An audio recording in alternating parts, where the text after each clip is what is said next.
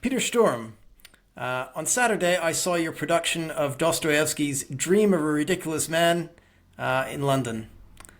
And I wanted to connect Orwell with Dostoevsky, so I unearthed a review from 1945 of Crime and Punishment and Brothers Karamazov, and Orwell comments on how novel Dostoevsky was when his writing first appeared in English translation by Constance Garnett at the end of the First World War. And he says that it gave readers a feeling that here was a country of the mind that one had always known to exist, but which one had never thought of as lying within the scope of fiction. So it was a kind of explosion in the mental world of literature. Wow. Yes, absolutely. Yeah. Yeah, Dostoevsky, he brought in the polyphonic idea that there can be different ideologies, different perspectives on the world within the same novel. That was something like very unusual and unheard of in Europe, I think. Mm-hmm. And he played around with these different characters who can invent the world in completely different ways, and then he lets these different ideologies crash onto each other and then see what happens. I mean, it's very Russian, is it? I mean, this kind of trying things out. Which was the first Dostoevsky work you encountered? Brothers Karamazov, which I read when I was very young, in 20 or 19, and was then immediately in a Brother Karamazov production in Zurich, a very big production, and played also the Grand Inquisitor and Ivan Karamazov. Yeah, so you're an actor as well as a director. I was trained as an actor and came through the ranks to become a director, very much, and writer, very much inspired actually by my work on different Dostoevsky projects. Yeah.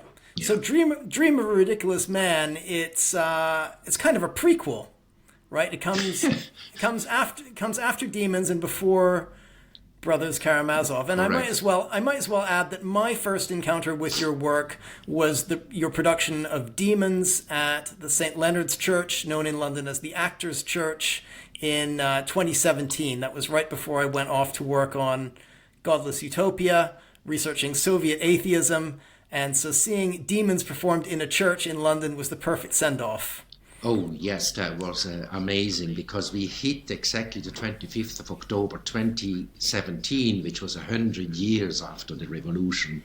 And it was so relevant, it was unbelievable.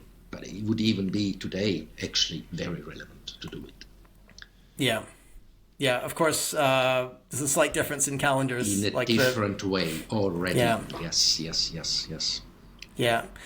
So Dream of a Ridiculous Man is I think it's the first Dostoevsky production you've done since Demons. Is that right?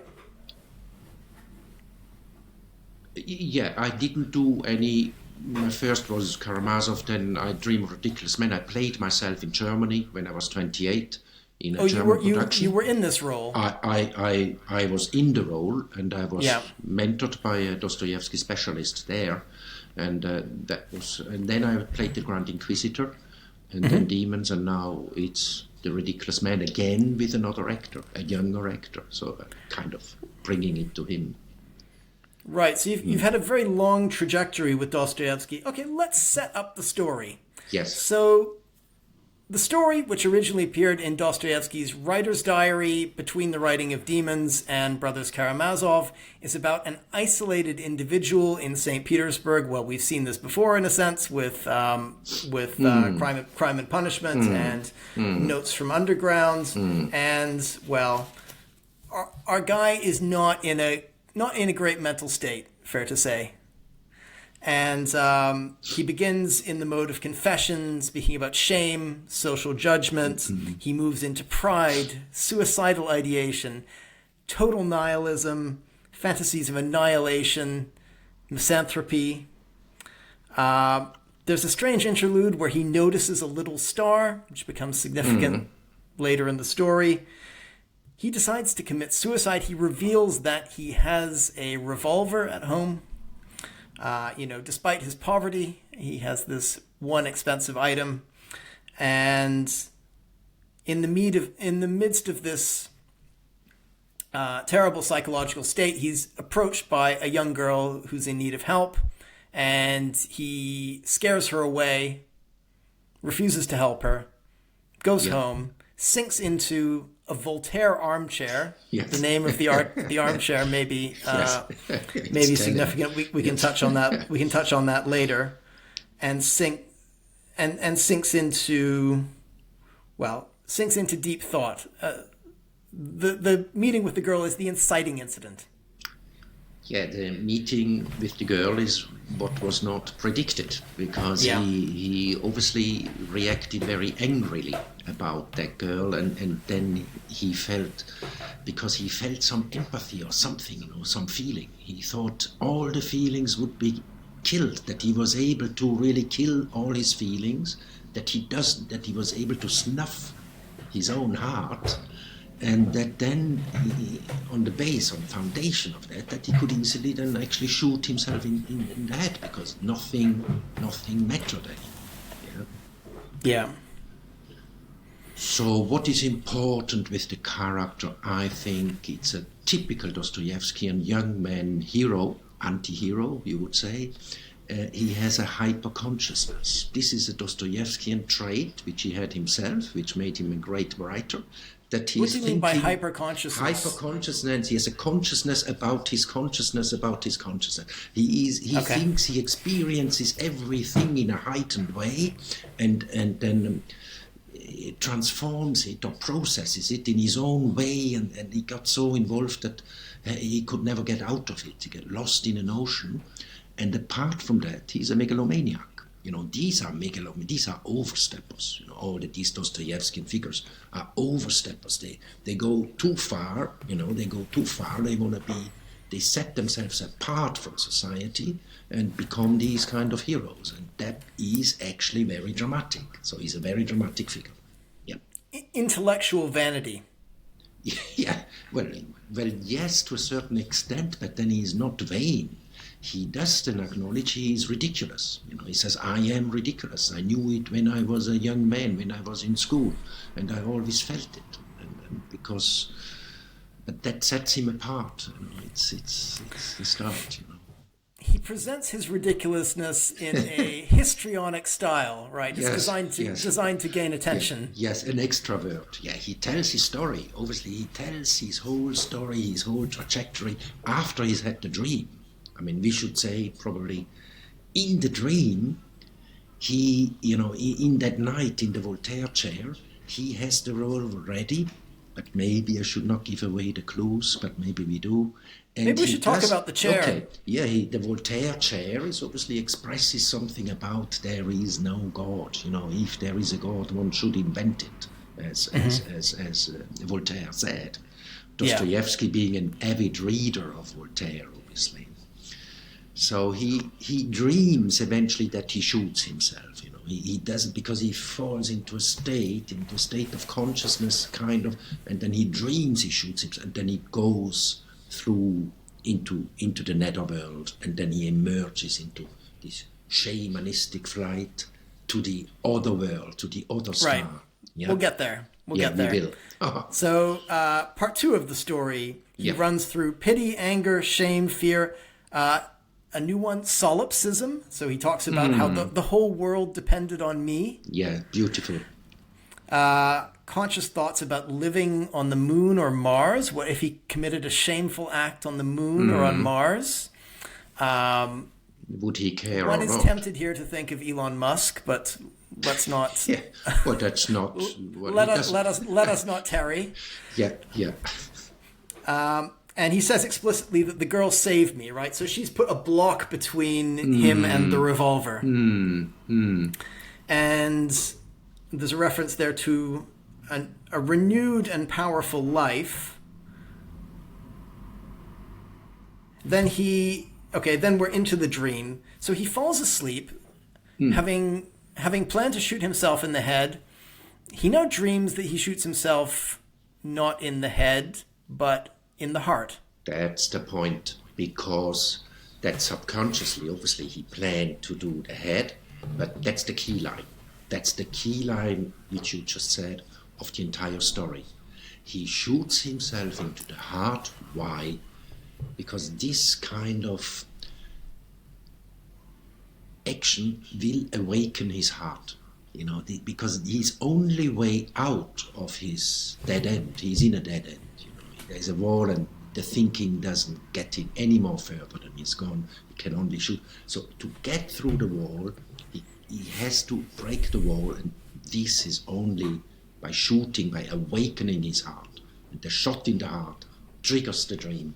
This is the wonderful tool Dostoevsky used in this story. It's genius, it's beautiful.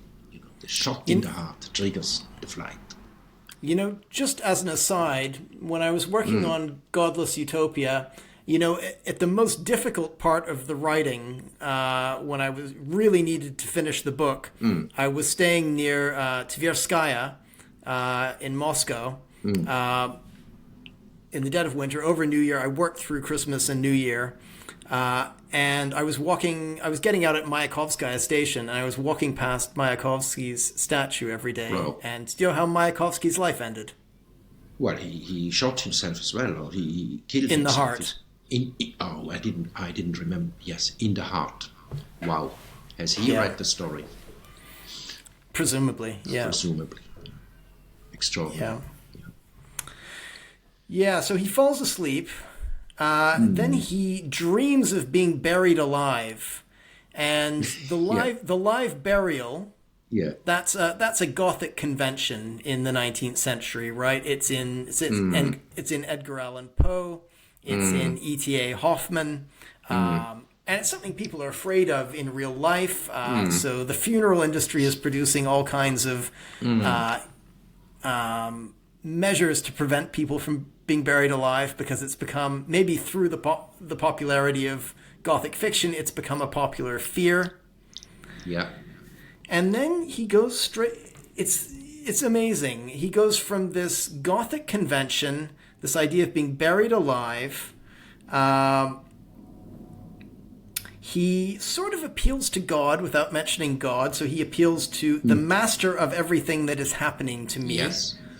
And he asks for, some more reasonable situation than being buried alive. And he sort of implicitly threatens God with his contempt, saying that, even if this is punishment for his suicide, his contempt for, the state of affairs will be everlasting. And then... Well, then a being takes him out of the grave, and he flies. Some he's dark carried, being. Yeah, he's carried by an angel, but he doesn't call it an angel. But this is very Dantesque. This is Dante in the Divina Commedia, who is actually carried through the tiered cosmos into heaven. So Dostoevsky, perfectly familiar with all this kind of literature. Also as you mentioned, Gothic literature, Edgar Allan Poe, Dickens, and Byron. He was reading English literature at the time, might well have been inspired by that to have the live burial as well. Yeah, correct. I'm fascinated by the dark being. I think he should get his own book, his own story. I want to know more about this dark being that conveys suicides into outer space. But okay, let's get to the genres, the dramatic genre shift. So we go right from Gothic convention to science fiction, because the dark being then conveys him into the cosmos. Yes, science. Again, this resonates. Sorry to keep talking about myself and my book, but Soviet atheism. So much of the propaganda was about space. Like there's this famous Boganyet poster, "There is no God," that shows an astronaut, cosmonaut floating over the world with the slogan, "There is no God." So this scene seems like a kind of premonition of something in the Soviet atheist propaganda for me. So anyway, this dark being conveys him into outer space. He says that he had expected complete non-existence. That implies he was an atheist before all this happened. He's got this silent companion who he doesn't really like. And where does the companion take him? takes him to a double of our universe and a Yeah, double of our Earth. a replica. Not the same one, a replica. So this is in contemporary science fiction. This is called the multiverse. The idea that there are multiple parallel universes. So Dostoevsky writing about the multiverse in 1877, and he's conveyed to something like an island on the Greek archipelago, which is a prelapsarian idyll. What's Yes. going on? Yes. So first of all, actually, with this kind of flight through space and time, this is Einsteinian thoughts already are anticipated there. I actually went to lectures in Zurich at the university about Einstein and Dostoevsky. They started to see like Einstein's ideas or some of it, and how Dostoevsky played around with the relativity of time and space already. 50 years earlier. So just Who was giving these lectures? Professor, that was 50 years ago, I don't remember. But I went to listen. Yeah. Now I forgot your question, Roland. Just tell me about this prelapsarian planet. Well, This that's genre, a plan. and talk about the genre shift, maybe. Genre shift. Horror to Yes. science fiction. I mean, it's not exactly Jason in space. It's like something a bit more sophisticated. Well, it's the world before the fall. It's the innocence. It's all these people. There's a comparison really to what we experienced in Europe with colonialism, with the shipping to other worlds that were completely untouched, and the natives came in touch with Europe, higher developed Europeans. And the tragedy that came out of that is well known, and the same tragedy actually happens again in this text. So Dostoevsky probably really familiar with this kind of prelapsarian people through colonialism and Jean-Jacques Rousseau, I guess. Right, so we can bring in quite a few different cultural Yeah. associations. The dark being reminds me of the ghost of Christmas Future in A Christmas Carol, Right. but maybe we'll get to the parallels there a bit later. The landing in the prelapsarian planet. Well, we talked about different versions of this prelapsarian idyll, whether it's movies like Avatar, which you haven't seen, or the Neil Young song Cortez the Killer, which we discussed a bit. And it also reminds me of Star Trek, right? Where, the Enterprise beams people down to some new planet, and they seem to have got it all figured out, and then something goes wrong. But this is a religious concept, right? So these are people that he says are undefiled by the fall. So it's a multiverse in which we have our lapsed world and they have Yes. their not yet lapsed world. Yeah, undefiled by evolution. This is like a very different way of seeing evolution. And he talks about how they lack our science, but somehow they don't need it. He also starts to describe himself quite a bit. So you get self-description. You get a reference to me, a modern progressive. You get a reference to himself as a braggart and a liar. Which makes me wonder whether he's a heroic protagonist at this stage or if he's an object of mockery, because particularly the progressives tended to be objects of mockery in Dostoevsky. Yes, correct. But the ridiculous man is at that stage a real hero because he's going on the journey. He's going into the unknown, and there's a line that repeats itself again and again throughout the text, which is, I don't know. I don't know. This comes many times. So he's a scientist, he's a very intellectual who says, I don't know, because he's already on territory unknown to him. And that's why he's a hero. He's a hero because he travels towards his true self. And that's what matters here. Yeah? So maybe we should describe this idyll. So he describes people living in perfect harmony with each other, with animals, at peace with death, in some kind of sacred communication with the stars and the universe. So it's a little bit like what people describe after psychedelic experiences. Yes, it is very much so, and that has been pointed out by the actor to me, because the actor is not into literature. He has played Chartov in Demons, that's why I knew him, big part. But he said he connected it with his experience of taking ayahuasca, psychedelic experiences with the Indios in the Amazonas. And he said, that's exactly that experience. He said, I have to do it because I want to tell, because that's my visions I had. So he connected with that, whereas I was not familiar with that kind of approach to Dostoevsky from that way. I found it very interesting of how he approached it, Tom Larkin, the actor. Yeah, let's talk a bit more about Tom in a little bit. Let's stick with the character for now. So there's this kind of psychedelic element,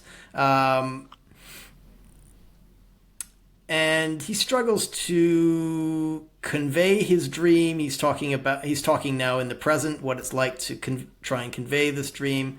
Another self-description, he talks about my shallow heart and capricious, insignificant mind.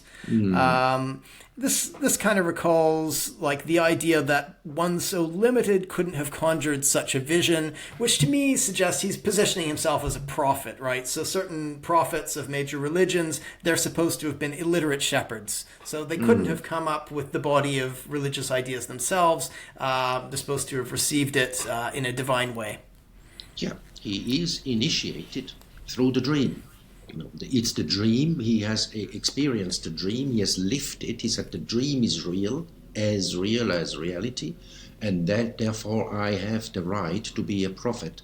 And actually, Dostoevsky himself, he thought of him, of himself as a prophet.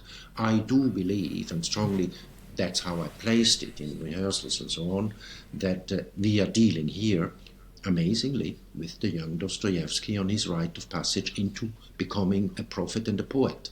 He talks about the man, a young man of 28, that's what he was in. He revisits that 50 years later in his life. So you think he's describing his younger self? Well, in an artistic way, he's inspired by his own rite of passage of becoming the writer, because it's you got to find the heart, you got to find the self, he would have had all of this kind of the suicide idea, being alone in St. Petersburg, being isolated, and very much so. Yeah, I do believe. I've discussed that with the translators, Richard Pever and Larissa Wolochonsky as well. It's a fascinating kind of take, I think. And then he confesses that he corrupted them all. Yes. That he corrupted this planet by his very presence. Yeah. It's interesting how he describes the advent of corruption on this planet. So he refers to lying, flirting, amorous play, lechery, cruelty, spilling blood, tormenting animals, inventing the guillotine, building temples, stoning, bloodshed, extermination of the unwise. Curiously, we don't get a sense of his sexual existence in this prelapsarian setting. So, in movies like The Bounty, you have a European ship landing on the shores of a South Sea island, and it's kind of sexual free-for-all. We probably have the mental image of Gauguin's paintings, but he's oddly asexual. Yes, correct. Yes, he does just observe it, but he seems not to be. He looks at love, but he looks really at the platonic love, at the real, different kind of love. So that's not in the text. Yeah, it's not there. Yeah. Is it surprising that it's not there? Yes, I think so. Because the colonizers, they had a very hefty sexual experiences in the colonies and so on when they conquered these people. So yeah, very much so. But I guess it was, yeah, probably they weren't supposed to, so it was kind of subterranean, and it's subterranean in the story as well. Yeah. What do you think of the way he characterized the corruption? So, for example, maybe we should focus on the guillotine and building temples. Like, how do you read the significance of those particular things as signs of corruption? Well, if I remember well, it really starts with the lie. I think the lie is like the fault. That's where the fault was the first one. Lying Yeah. is the first one, is it? So lying, and then he has whole catalogs of corruption, or which he very kind of from the European canon, of the revolution, the guillotine, and it shows how European Dostoevsky's text is. I mean, Yeah. Dostoevsky himself and the Ridiculous Man, they were reading European philosophy, European literature, infused by it, and then landing in ancient Greece, I mean, on the archipelago, in ancient Greece. So all of that, it shows really the Russian DNA, the cultural DNA, how European actually, and how vivid and strong this connection is. And that really is a point why I wanted then eventually really to do it, because of the war, to see actually how absurd this kind of war is that happens right now. Because it's an identity thing, what is Russia? Who is the Russian? It's not something somewhere in a mythological world. It's very much so in the past 400 years infused and by European ideas and in very enriching exchanges. And we have to come out of these dark spaces and become, into some different zone. And the Europeans are very much implicated in all of that, obviously. These are, So St. Petersburg was supposed to be this great window on the West. It's a young city, Yes. founded beginning of the 1700s by Peter the Great. So, Yes. It's actually younger than some North American cities, younger than Quebec City, for example. Yes. Can I just say something to that, yeah. Roland? Because it's wonderful you mentioned that, because our pilot, which we did in May this year, pilot of 3 performances, happened in the shipwright's house in Deptford, where Peter the Great actually learned shipbuilding. So we were performing it for the first time in the very same room where Peter the Great actually spent a lot of time. And the room hasn't changed, because it's a film kind of location. That's gnarly. What did that feel like? It was just unbelievable. It's probably the most unbelievable experience in the theater I've ever had, because we used natural light that fell in from the setting sun, and it was mind blowing. And the energy, like that. Now this ridiculous man is where Peter the Great was learning shipbuilding. He's delivering these words. I guess it's unforgettable. Yeah. So. I think we've got 3 objects. So I've got a slightly different reading about Russia's relation to the West, particularly in Dostoevsky, that there's actually an idea of being overwhelmed or even contaminated by the West. So just as this character contaminates the prelapsarian world, we've got various objects making their way into the story. So we had the Voltaire armchair, which represents Enlightenment godlessness. You've got the revolver. So we talked a bit about revolvers before, and the arrival of revolvers on the Russian market. And so there was a particular revolver, the Smith & Wesson Russian model number 3, which was licensed from the American company, mass-produced for the Russian military, and then made its way onto the military surplus market in the 1870s, in time for Dostoevsky to write the story. So the revolver is almost certainly an American model. And then what else do we have? Well, we have the guillotine in the dream, and that recalls the Prince Mishkin's reference to the guillotine in The Idiot, Yes. about how there's this device that will just cause your soul to fly right out of your body. And a revolver is a bit like that as well. It's something that has made suicide much easier than it would otherwise have been, just as the guillotine makes executing a criminal much easier than it would have been. So it's something like it's foreign mechanized modernity contaminating the Russian space. That's what it looks like to me.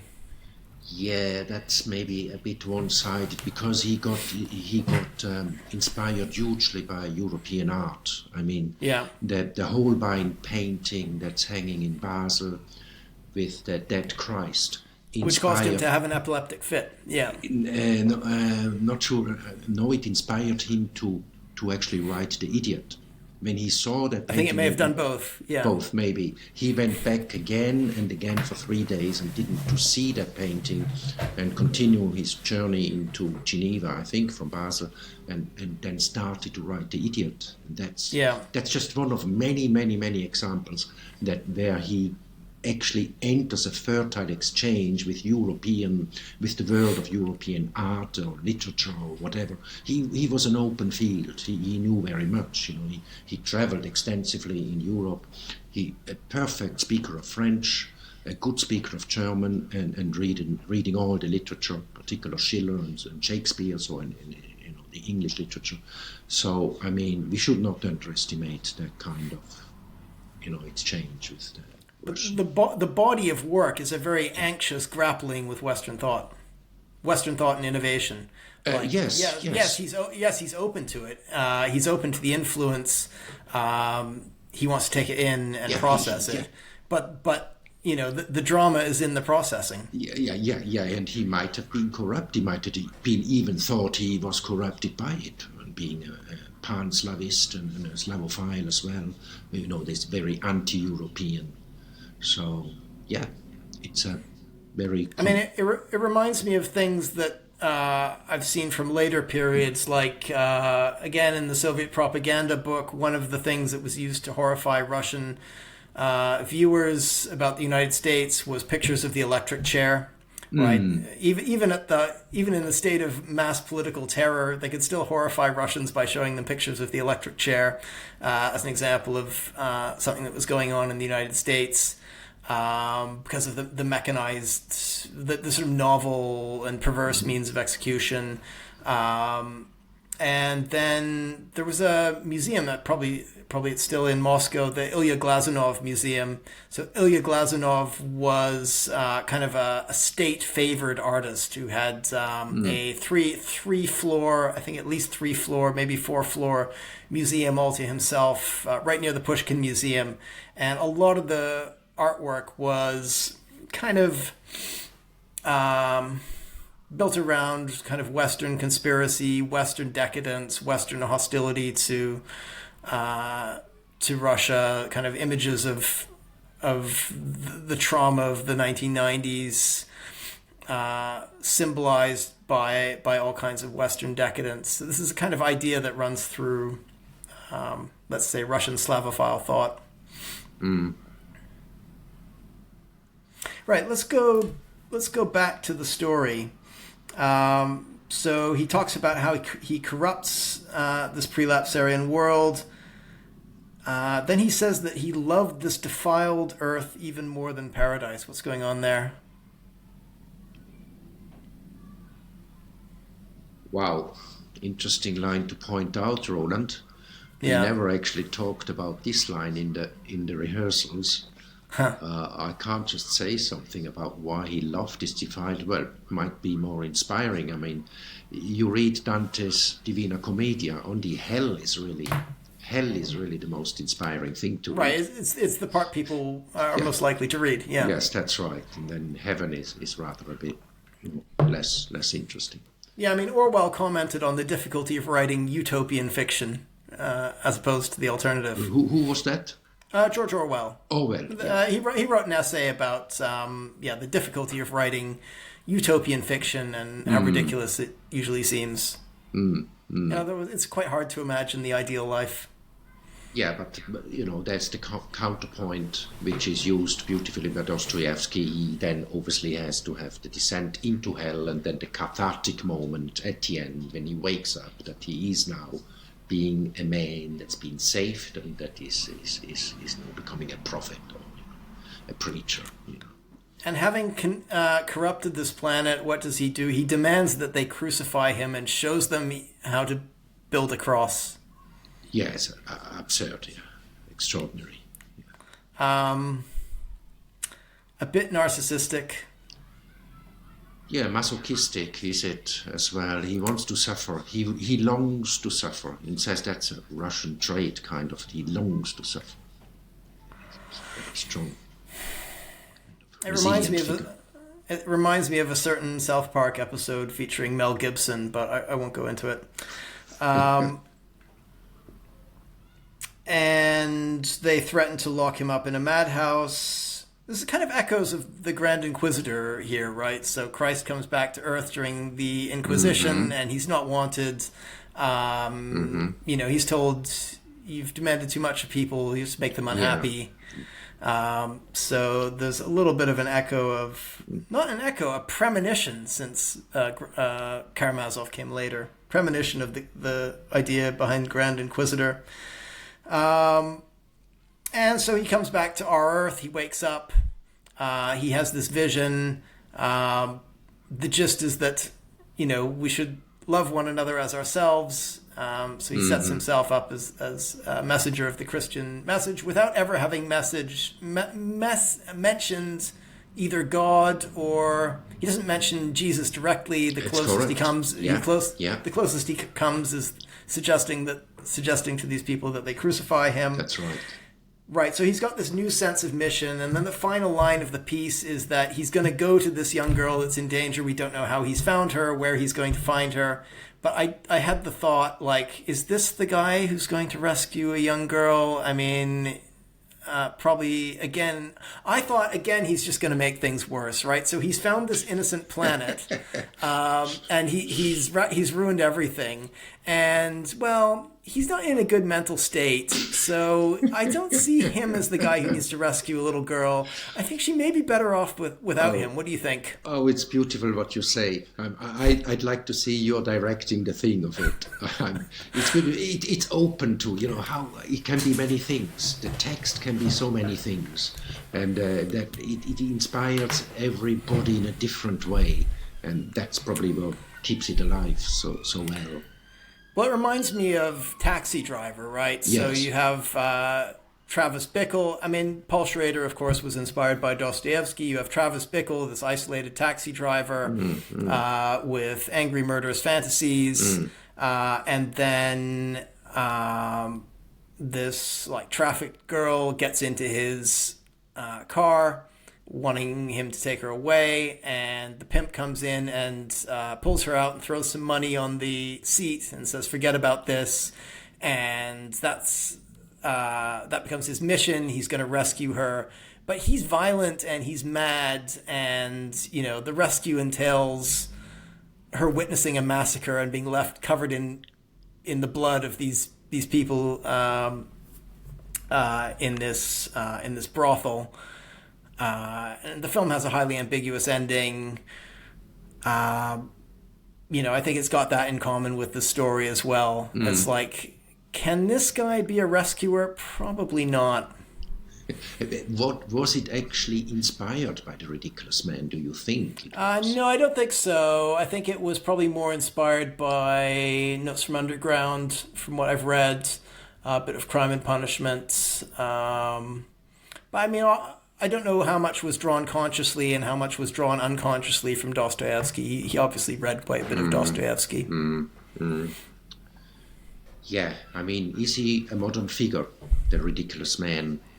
It looks like. I mean, we have had many young audiences and they connect perfectly with the character, even though they don't know Dostoevsky. They listen and you couldn't hear a needle drop. It's fantastic. They see, they think it's relevant for them. What he's going to do when he goes out, that is in the audience's imagination, I guess. Is he going to save the world? Yep. I'd rather not answer that question. I mean, it's to position oneself as a savior is Yeah. kind of inherently untrustworthy. And he's the ultimate unreliable narrator. Oh yes, yeah, but because he's staging himself. I always said to Tom, he's fully aware he's a performer. He's not playing himself, he's performing, he's reliving the dream, reliving the story. But who is he? I mean, who is he? Where is he from? We don't know anything about him. So if I was to approach this situation journalistically, there are a handful of people I would like to interview. I would like to interview his landlady. I would like to interview, this guy, this drunken captain playing cards in the next room. And maybe I would like to interview the dark being. And, well, I mean, if I could get to the other planets, I would like to, interview some of the people who met him there as well. And then we could get out of this unreliable narrator trap and find out who this guy really is. See him in the round. That'd be a beautiful script as well, Roland. What do you think the dark being would say about him? About him? Yeah. The dark being. Well.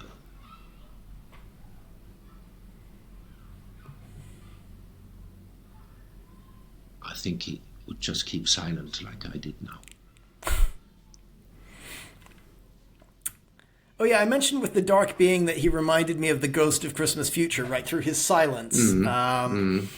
And there is a parallel here with, oddly enough, Christmas stories, right? So it's, it's a Christmas carol in which Scrooge is going to turn over a new leaf, having been shown his past, present, and future through the eyes of some supernatural beings.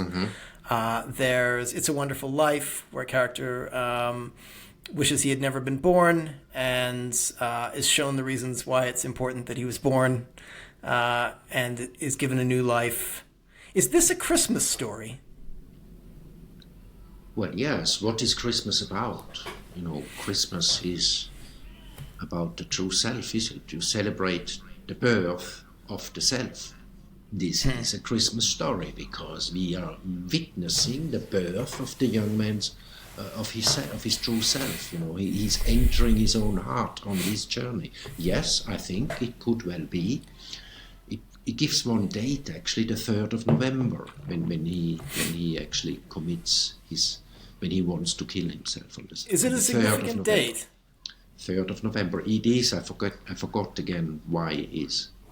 It's a significant date. Yeah, I meant to look that up. Yeah. You told me once. I forgot it. Oh, no, I don't think I looked it up. I know Tom told me. It's a significant date, yeah. Oh, also it reminded me of an old British film. Have you seen They Came to a City? No. It's an old British film based on a J.B. Priestley play, and it's about these people from all different walks of British life who find themselves kind of magically transported to the gates of this city, this utopian city, and they take turns going in and exploring, and based on which walk of life they come from, they have different experiences.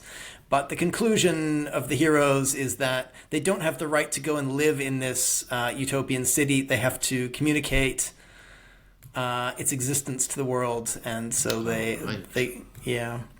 So it reminds me of that as well.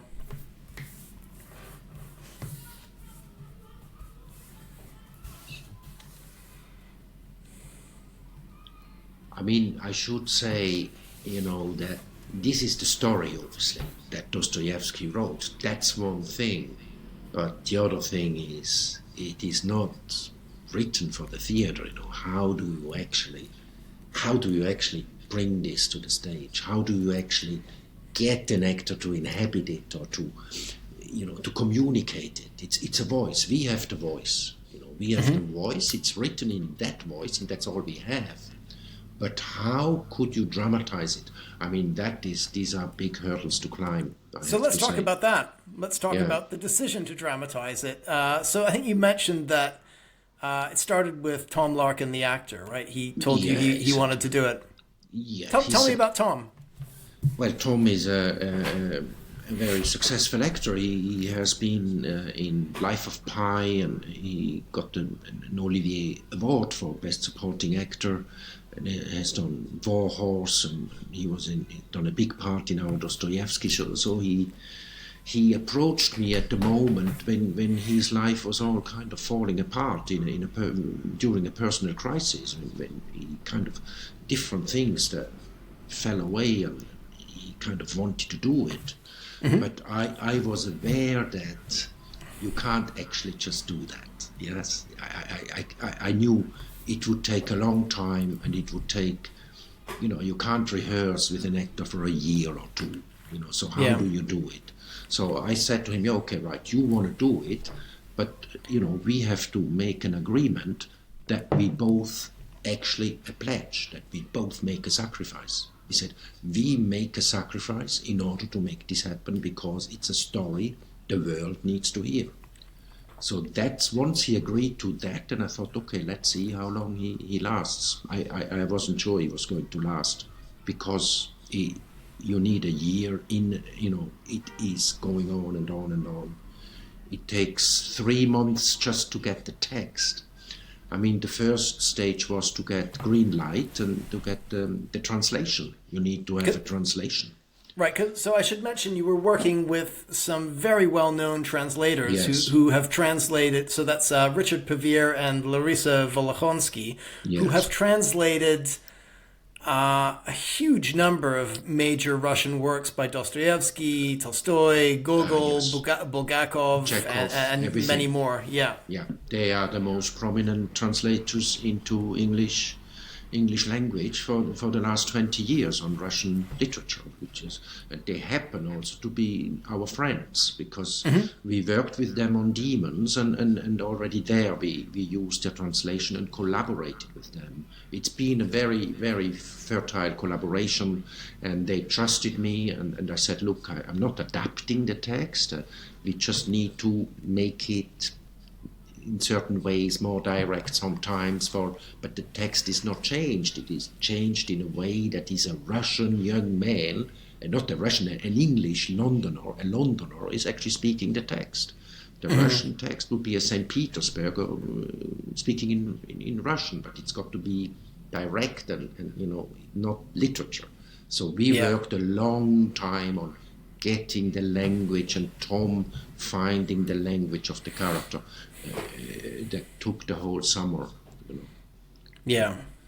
And after that comes you never really actually memorize the text. It's like he had to communicate the text. You have to. The most difficult thing with texts of Dostoevsky is you have to, because they're very long sentences, you have to produce the thoughts during the delivery. You have to really think it. You can't just memorize and say it. You have to produce. This is an art in itself, and it takes weeks and weeks and weeks. So I just he just have to communicate and tell us it again till he gets it into his system.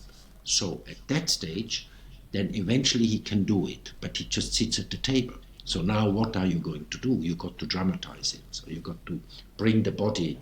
How can he express this dramatic text? How can he dramatize it with his body? Because essentially everything has to come out of the body. Once it comes from the head, it doesn't work.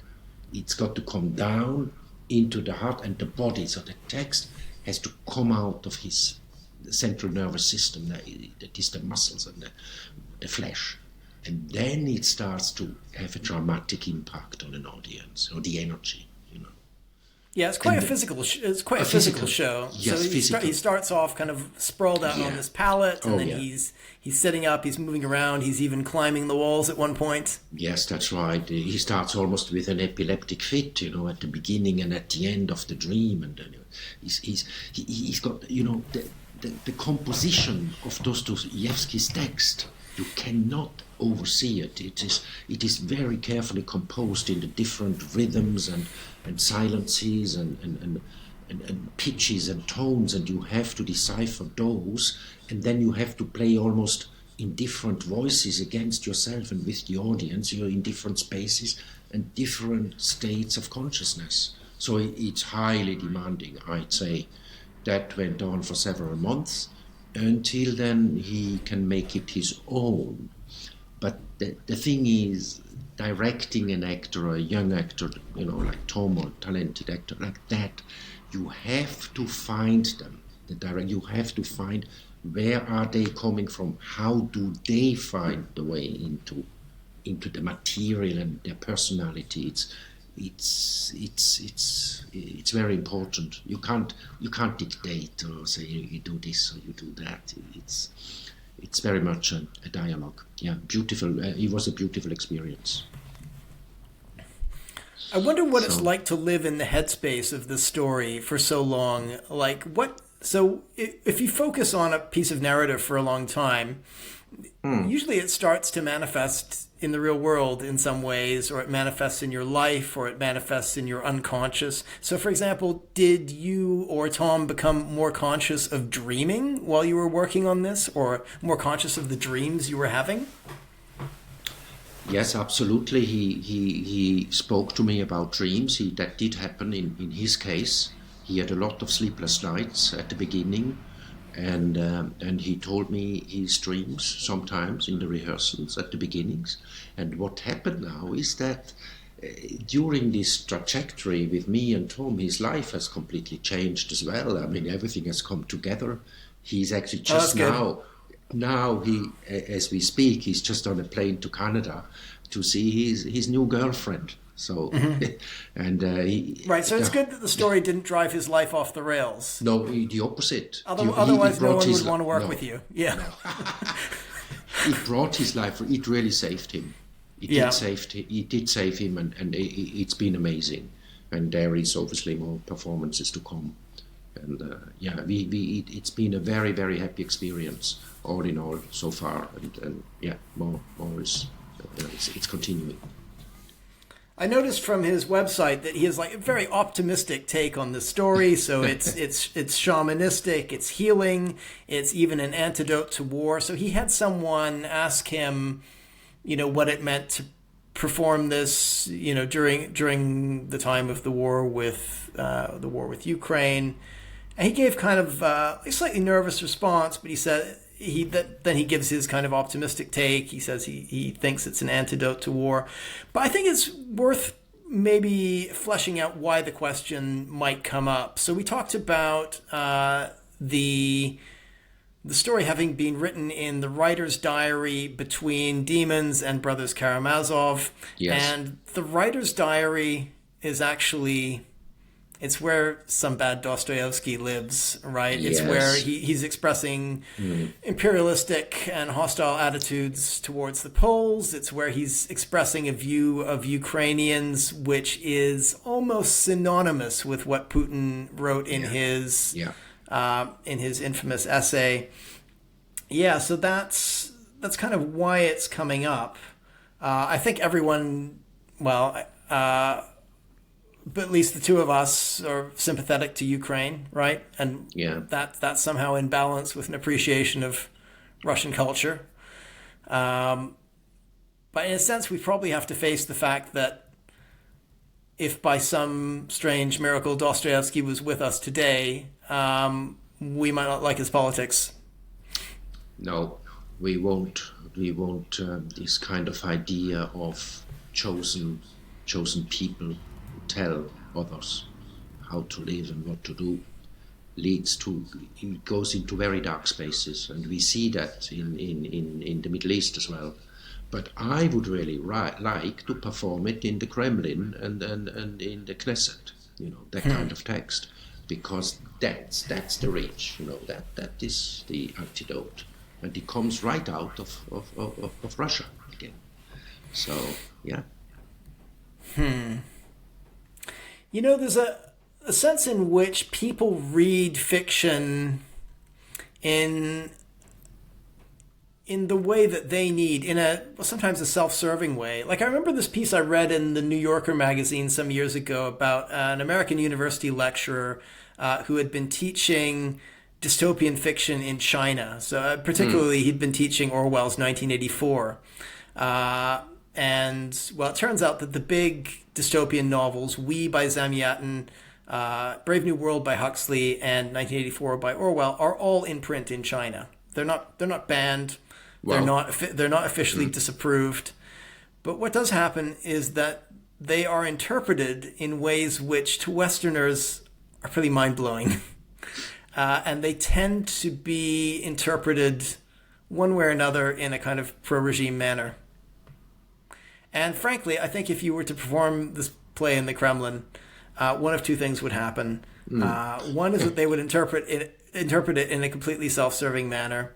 The other is that they would dismiss the possibility that a Swedish director and an English actor could possibly understand the Russian soul. Yeah, Swiss director. Yeah. Sorry, what did I say? It's Swedish, yeah, but it's only slightly. I know you're Swiss and not Swedish. Yeah. I just like words beginning with S, so I mix them up sometimes. Yeah, for fun, you're right, but you are right about people like to see what they want to see in also in literature and especially regimes. Yeah. So. Yeah, we covered a lot of territory now. I think my head is spinning now. Shall we leave it there? Yeah. Yeah. All right. Thanks very much, Peter. Yeah. Let me just acquaint the readers or the listeners with what's happening next. So you've got more productions of Dream of a Ridiculous Man in London and surrounding area next year. So 17th and 18th of April 2026, you will be at the Old Town Hall in Hemel Hempstead. You'll be at the Swiss Church in Covent Garden on the 21st and 24th of April 2026. At the Brighton Fringe Festival, 1st to 8th of May 2026, venue to be confirmed. And the production can also be booked through Tom Larkin's website. Your website is splitmoontheatre.org, and Tom's website is tomlarkinproductions.co.uk. Yes, correct. Thank you very much, Roland. Yeah, thanks very much, Peter. Yeah, it was great to speak to you. Look forward to speaking soon. Cheers.